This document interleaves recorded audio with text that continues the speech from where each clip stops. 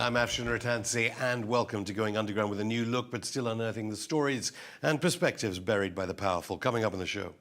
Palestine is still the issue as hospitals, schools and information itself is targeted by UK, US and EU nation weaponry in Gaza. We speak to legendary filmmaker John Pilger about the double standards of power and the death of honest journalism from Palestine to China. All this and more coming up in today's special edition of Going Underground. Palestine is still the issue, the title of a sequel 2002 film by legendary journalist and filmmaker John Pilger, is a sentiment seemingly unheeded by so-called mainstream media, even when the offices of NATO nation journalists are bombed by the UK, US, EU armed Israeli military. Joining me from Sydney is John Pilger. John, thanks so much for coming on the show. You said Palestine is the issue in the last century and in this century. How does it link everything from war and peace, atrocities, imperialism, information to neoliberalism? Well, Palestine is the centre of a great imperial act. I've made two films called Palestine is Still the Issue, 28 years apart. I may make another one. It'll be called Palestine is Still the Issue, because Palestine, unless we understand the atrocity being imposed on Palestine and the right of people to defend themselves, the right of people to resist against an external outside force, a force that it becomes more extreme by the moment, and I'm talking about Israel, then we'll never understand how the world works. There's been a whole attempt to make Hamas the central issue of the reporting, and that's nonsense, as if Hamas is a peculiar demon. In fact, Hamas and its military wing are part of a resistance that was provoked by the Israelis. The real demon in this is Israel, but it's not simply Israel. I mean, this is as much a British and American war against Palestine as it is an Israeli one. You know, just a few years ago, the chief of the defence staff in Britain, Sir Nick Carter, visited Israel, and between himself and senior Israeli strategists, they drew up basically a secret plan, a partnership, a military partnership between Israel and Britain. In fact, it goes much deeper than that. It's an integration of the two military forces, where you have Israelis being trained in ordnance design in Britain, ordnance design as bombs, and British soldiers being trained with units that have been, as the IDF describes it, as Palestinian tested. So the integration of Britain, and especially the United States, which gives Israel $10 million a day, is complete. So it is, in one sense, it's a British, European, American war against the people of Palestine, who are doing one thing, and that is exercising their moral and legal right to resist a brutal occupation. Britain says it's a friend of Israel. You know the two-sidesism that is mandated under broadcasting restrictions, as it were, here, because obviously when you're talking about atrocities, as we know, Israel says the responsibility lies with Hamas. It is using civilians as human shields among journalists, schools and homes, and they gave fair warning. And Dominic Raab, the Foreign Secretary here, says the UK condemns Hamas attacks on civilians and reaffirms Israel's right to self-defense. Well, right, fine, Afshin, you had to say that, but there are not two sides. And actually, the very notion of two sides is obscene. It's like people looking up at German bombs during the Blitz and saying, but there's two sides here. You know, the Palestinians have crude rockets, and when they're accused of indiscriminate shelling, yes, the rockets are crude. But on the other hand, Israel is doing discriminate targeting. It's deliberately attacking, as it's always done, civilian targets. And we had the spectacle the other day of a high-rise building in which the media, almost all Palestinian, certainly non-Western media, we had the spectacle of this building being blown up by the Israelis with the nonsensical story that it was harbouring Hamas. It wasn't.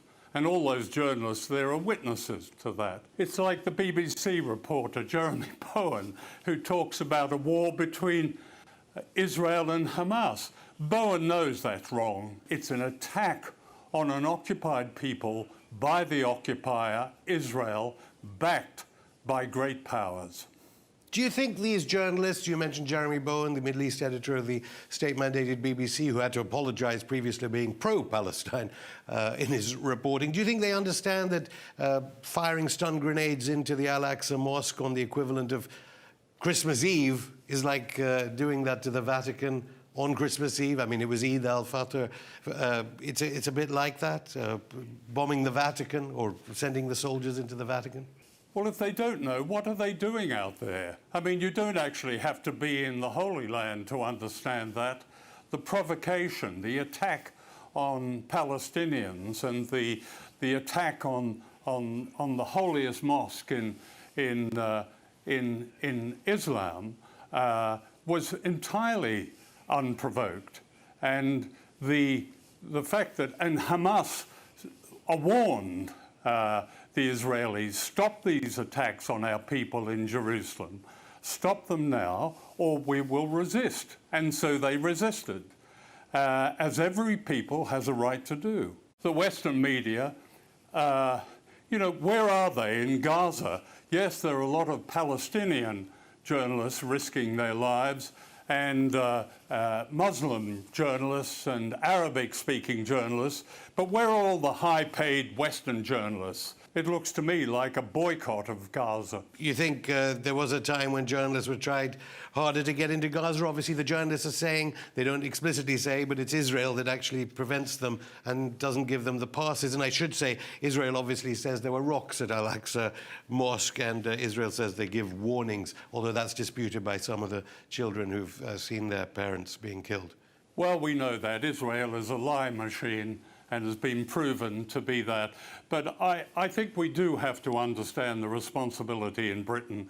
It had the responsibility of not only the present government, but the Labour Party is part of that.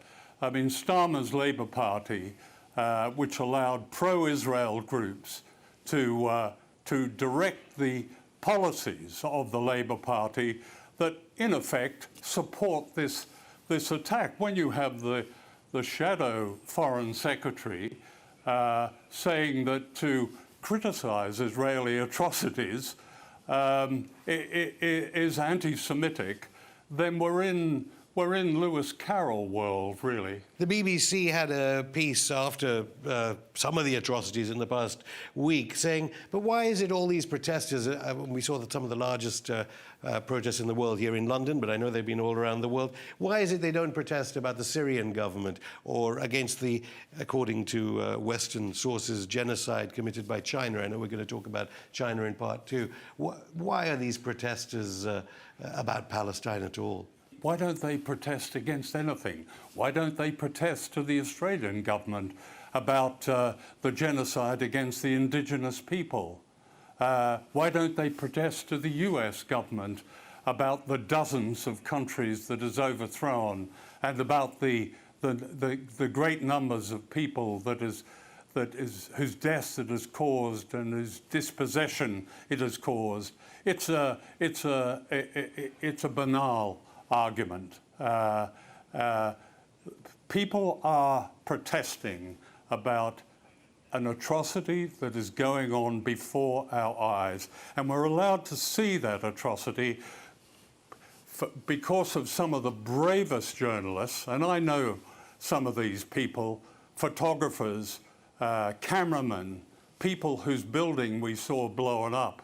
In one of my films, The War You Don't See, there is a horrific sequence in which an Israeli sniper guns down a Palestinian cameraman who's lying wounded on the ground, and then they continue to shoot at his legs. He was then so seriously wounded he probably wouldn't walk again. I mean, that's the kind of bravery that these people, mostly Palestinians, I have to say, mostly Palestinians, the high-paid BBC people and others are just not there. Now, yes, it may be very difficult. The Israelis, whose domain they seem to cover very well, won't let them in. Why don't they get in, regardless? There are indeed tunnels that they keep telling us about from Egypt.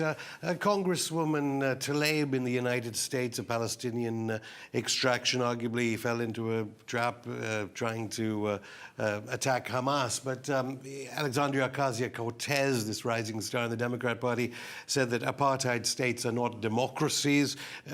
Tony Blinken, someone who supported the destruction, certainly it ended up like that, of Africa's richest per capita country, Libya, said he wasn't convinced about the AP Al Jazeera building being full of Hamas operatives. Is it changing in the United States if it's not changing in London? Is that a change? I don't know if it's a change. You know, Biden and Obama were in 2014, during the last Israeli killing fest on Palestine, they were killing something like an average of 11 children a day, and yet Obama and Biden arranged the resupply of precision weapons to Israel. Biden is now the president. I don't see any difference. The only difference, the only resistance is the resistance. That's what's different in this attack. There is a real resistance. And that should be matched by people going beyond their governments, beyond their parliaments, and going into the streets. That's the only way. Whether or not that succeeds, I don't know. But there is no other way. You've suggested a link between those pictures of atrocities coming from Palestine and the British Army and the British state.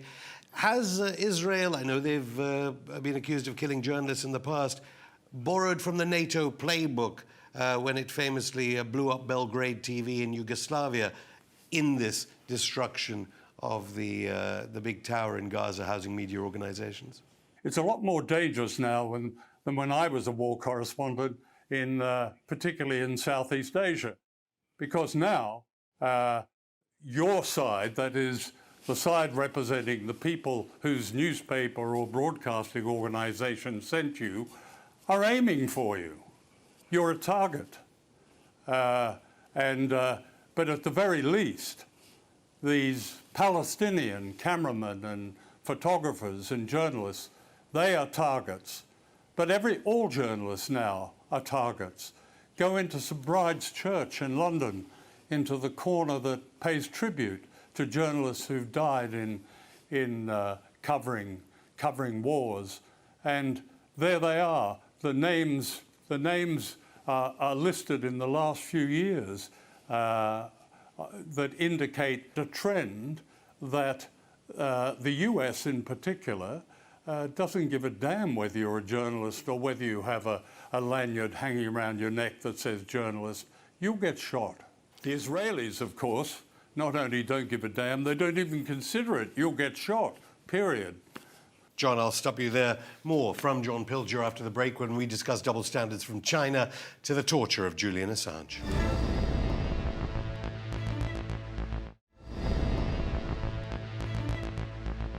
Welcome back to part two of our special interview with John Pilger. In part one, we talked about the atrocities taking place in Gaza. The country currently holding the presidency of the UN Security Council is China, which failed to persuade Joe Biden to issue a resolution on the current slaughter of the People's Republic. Demonized by NATO is the subject of John Pilger's 2016 film, The Coming War on China. This is the distinguished historian Theodore H. White, an advisor to the White House, speaking in the 1960s. Perhaps China is too vast to be governed by mercy. Yet if Chinese mind craves order, they must be brought to recognize they are the biggest factor in the world's disorder. And we must untangle the madness of their mind. The most difficult task in the world is to reach the minds of men who hate you. What White was really complaining about was the loss of a China that the Imperial West could dominate. A clip from John Pilger's The Coming War on China there as Boris Johnson deploys Britain's HMS Elizabeth aircraft carrier to confront China. I'm still here with John Pilger, who joins me from Sydney in Australia. Well, if Israel is Britain's strategic military partner, we're told in NATO nation media day after day that our enemies to our national security are Russia and China. China holding the rotating presidency of the UN Security Council. You said the coming war on China. How have you noticed the difference here as regards Palestine, with China apparently trying to force the issue with a statement from the UN Security Council to call for a ceasefire against the wishes of the United States? The whole campaign against China and the campaign against Palestine are one and the same thing. It is about control. It is about imperial powers at a certain time in their history threatened. They feel threatened. They're not actually threatened. They're threatened in economic terms, in that they may, their economic prosperity is receding. But so in order to correct this, they're playing with the prospect of war. It's a terribly dangerous game. When I made The Coming War Against China, and that was in 2016, I wrote that title almost as a provocation. If I was doing that film now, I would say it's a reality. In a few short years, China, from being, in many senses, a strategic ally of the West, certainly in the so-called war against terrorism, it was, and in its a relationship of trade and currencies. This was a peaceful relationship, and it changed with the so-called pivot to Asia. And what we have now is, which is never reported, and this is very important because it's basically a psyops war, a propaganda war. There are 400 active bases surrounding China, US bases. They start here in Australia with probably one of the most important at Pine Gap, all the way up through the Philippines, Thailand, Korea, and Japan, so that we have bases now which are primed for nuclear attack in Okinawa and in Korea, pointed at China something like 500 or 600 miles away. That's the kind of provocation that we're living with day by day. Now, that's almost never news. That is the dangerous stage that we're in, leaving us in a stage when there could be mistake or accident, and it becomes a nuclear war. China doesn't, in military terms, China doesn't threaten anybody. It's made it very clear that what it's interested in is business, in trading, in development, in making its own people prosperous in a way that they've never known. When you're in China, you have history is like a presence.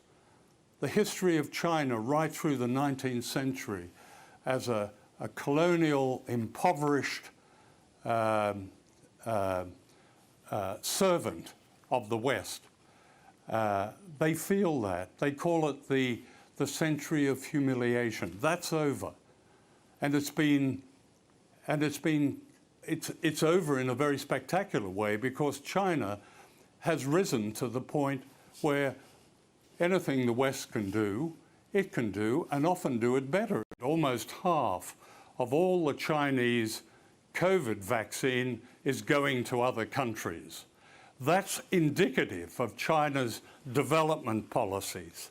This is the beginning of a world based on development. It's not you know, that doesn't mean to say that a great power itself doesn't have present difficulties for all of us, but the difficulties are much diminished if that great power is not a military aggressor. There's only one military aggressor in the world, and that is the US, backed by the UK, backed by its vassal state Australia.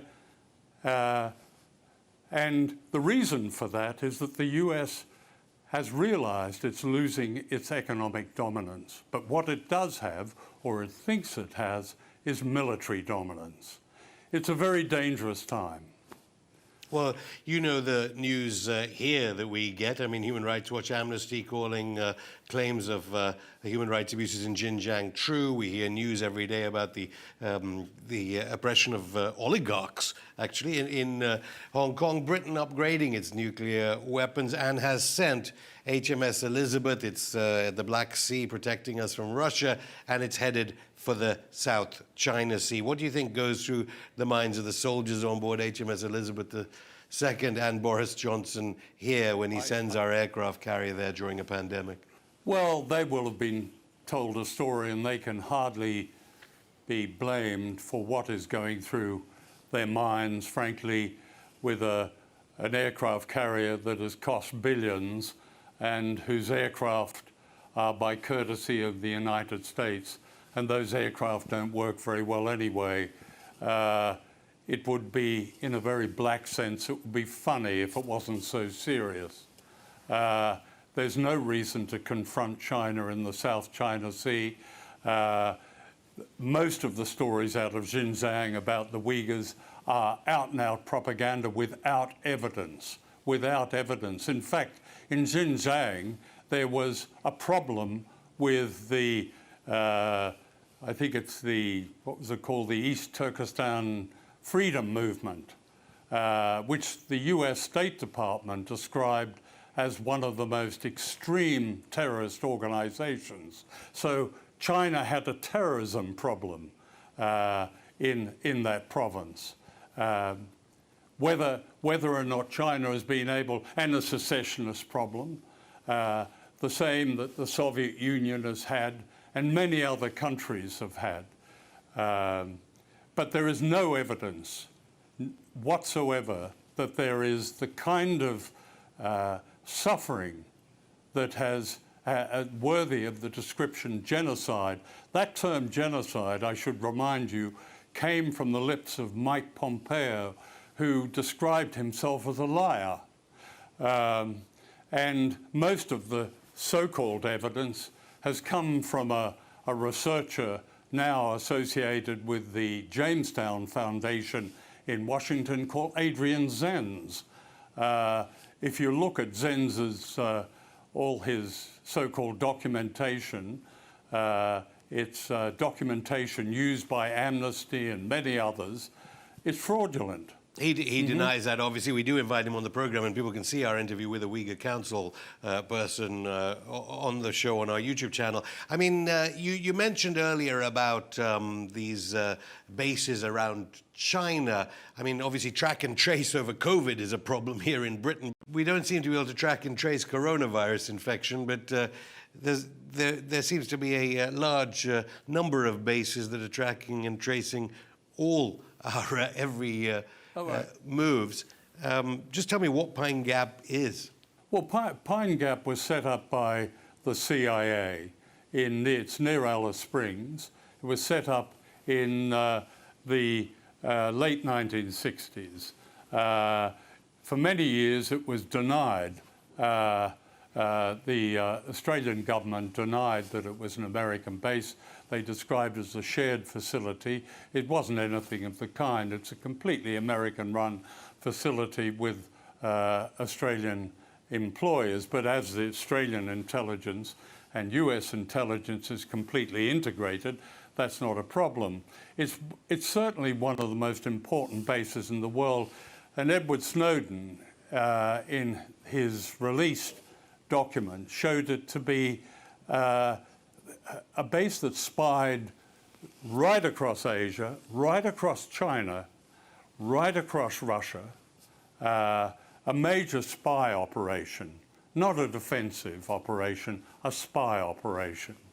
So at the moment, it probably is the major spy base on China and all the other imagined enemies of the United States.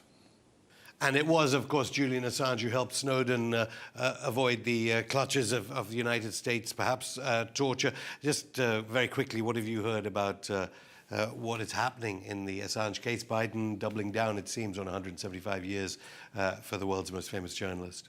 There was some wishful thinking for a while that the Biden administration may not carry on Trump's pursuit of Julian Assange. It is.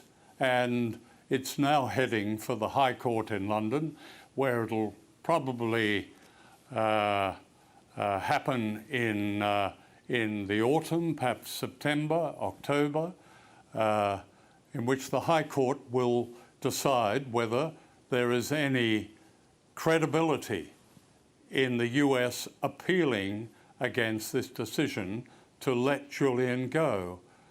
My own sense is, and I feel slightly nervous at making this prediction, is that Julian will be set free. I certainly hope so, because he embodies the very resistance that we've been talking about in this program. It's the resistance of information, of transparency, of a whole moral purpose, of resisting the forces of oppression. Julian himself and his case exemplifies that. That's why what happens to him is so important to all of us.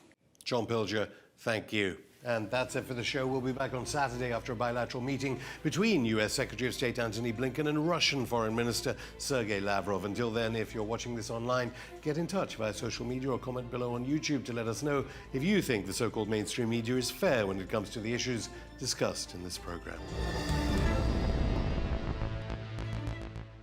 Thanks for watching this Going Underground interview. Don't forget to leave a like and subscribe to the channel with notifications on to never miss an interview. Now it's your turn. Tell us what you think by commenting below and getting in touch via our social media. See you next time. All that is solid melts into air.